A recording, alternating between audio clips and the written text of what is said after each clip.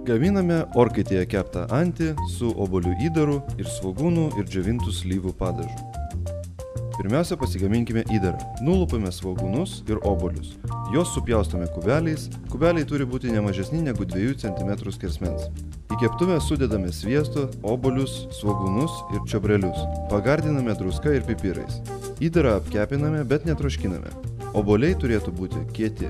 Dabar galime daryti antį. Tiesiog sudėkite įdarą į anties vidų ir užriškite taip, kad kepant įdaras nepabėgtų.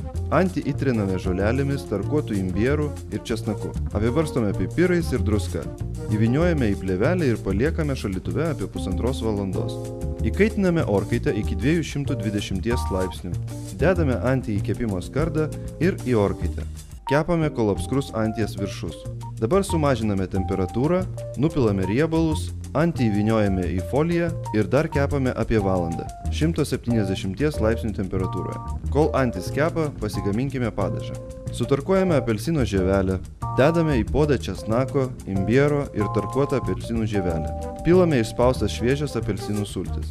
Džiovintas slyvas susmulkiname ir taip pat dedame į puodą. Medaus galima dėti nemažai, tiesiog bus tirštesnis padažas. Verdame tol, kol nugaruos bent 30% skysčio. Laikome šiltoje vietoje.